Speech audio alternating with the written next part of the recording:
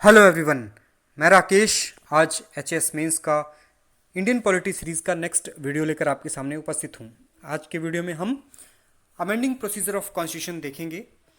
इससे पीछे के वीडियोस में हम basic structure doctrine, fundamental duties, rights, DPSPs etcetera देख चुके हैं। तो आपको इसके बाद लक्ष्मीकांत को पढ़ने में आसानी होगी, या कोई भी आप पॉलिटी की बुक पढ़ते हैं तो आपको कंसेप्ट समझने में आसानी होगी। ये छोटे छोटे वीडियोस बेसिक कंसेप्ट्स क्लियर करने के लिए हैं। अमेंडिंग प्रोसीजर ऑफ कॉन्स्टिट्यूशन देखते हैं। पार्लियामेंट कॉन्स्टिट्यूशन को अमेंड कर सकता है इंक्लूडिंग फंडामेंटल राइट्स, लेकिन बेसिक स्ट्रक्चर डॉक्ट्राइन को अफेक्ट किए बिना। और बेसिक स्ट्रक्चर डॉक्ट्राइन क्या होता है, बेसिक स्ट्रक्चर ऑफ कॉन्स्टिट्यूशन हम पीछे के वीडियो में देख चुके हैं। अब तीन तरह से कॉन्स्टिट्यूशन को अमेंड किया जा सकता है। पहला होता है सिंपल मेजोरिटी से, जो कि आर्टिकल 368 के स्कोप से बाहर होता है। Article 368 amending power of constitution है, लेकिन जिसमें कुछ स्पेसिफिक कैटेगरीज हैं, जैसे fundamental rights, DPSPs etcetera. So simple majority से भी कॉन्स्टिट्यूशन को अमेंड किया जा सकता है, जैसे हाउस का कोरम डिसाइड करने में, एमपीज, गवर्नर्स, स्पीकर, जजेस, delimitation of constituencies, official languages, fifth and sixth schedules etcetera. इन सब चीज़ों को सिंपल मेजोरिटी से अमेंड किया जा सकता है पार्लियामेंट में। सिंपल मेजोरिटी का अर्थ है 50% plus strength of the house present and voting.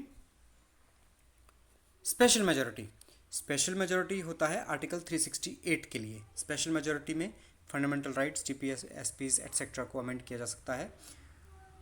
इसके बाद आता है special majority plus ratification by half of the state legislatures.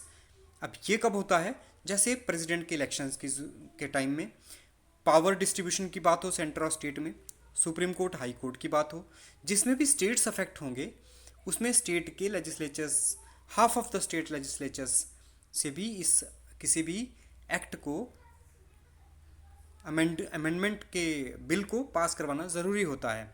जैसे powers of the parliament to amend constitution itself, even article 368 को भी अगर पास करवाना है तो उसमें भी स्पेशल मेजोरिटी और half of the state legislatures का रेटिफिकेशन ज़रूरी है। अब प्रोसीजर क्या है अमेंडमेंट का। आर्टिकल 368 की बात करते हैं, it's in part 20 and it deals with the power of parliament to amend constitution and its procedures. Parliament basic structure को नहीं छू सकता। ये केशवानंद भारती केस 1973 का था, इसमें ये बात निकल कर आई थी और एक महत्वपूर्ण ऐतिहासिक फैसला दिया था हमारे सुप्रीम कोर्ट में कि बेसिक स्ट्रक्चर डॉक्ट्राइन को बिना छुए हुए पार्लियामेंट कॉन्स्टिट्यूशन को अमेंड कर सकता है। और बेसिक स्ट्रक्चर की बात हम पहले विस्तार में कर चुके हैं। It can be initiated only by introduction of a bill for the purpose in either house of the parliament. ये केवल पार्लियामेंट में ही रेज हो सकता है, इनिशिएट हो सकता है constitution amendment bill, state legislature में नहीं। And it can be introduced by minister और by a private member and not require prior permission of the president. Must be passed by each house by special majority, that is 50% of total membership and 2/3 of members present and voting. If there is deadlock, अगर दोनों houses के बीच में deadlock हो जाता है तो joint seating का कोई भी प्रोविजन नहीं है ऑर्डिनरी बिल की तरह। ऑर्डिनरी बिल में अगर जॉइंट सेशन बिठाया जाता है तो उसकी अध्यक्षता करते हैं speaker of Lok Sabha. If it seeks to amend federal provisions, अगर फेडरल प्रोविजंस को अमेंड करने की बात है कॉन्स्टिट्यूशन अमेंडमेंट बिल में, तो it must also be ratified by legislature of half of the states by simple majority. तो जो स्टेट्स का लेजिस्लेचर उसे पास करेगा वो सिंपल मेजोरिटी से करेगा, अर्थात 50% of present and voting, simple majority. दोनों हाउसेज से पास होने के बाद और स्टेट लेजिस्लेचर से भी रेटिफाई होने के बाद प्रेसिडेंट को उस पर असेंट देनी ही पड़ती है। He can neither withhold his assent to the bill और return the bill for reconsideration, जैसा दूसरे बिल्स में होता है। प्रेसिडेंट उसको विदहोल्ड नहीं कर सकते या फिर उसको रिकंसिडरेशन के लिए भी वापस नहीं भेज सकते, और उसके बाद वो बिल एक्ट बन जाता है। क्रिटिसिज्म क्या है इसका, no provision of a special body, कोई भी बाहर से स्पेशल बॉडी उसके बारे में कोई बात नहीं कर सकती।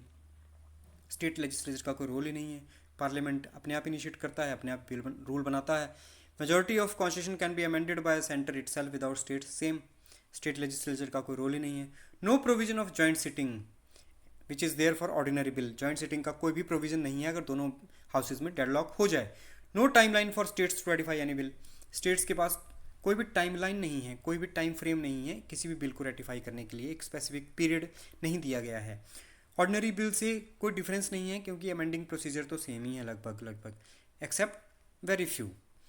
Provisions are too sketchy and leave wide scope for taking the matter to judiciary. वैसे हमारी जुडिशरी पे इतना बोझ है और इसके प्रोविजंस इतने अधिक स्केची हैं, इतना उनके बीच में वाइडन स्पेसिस हैं कि बहुत इजी है किसी मैटर को जुडिशरी तक खींचना।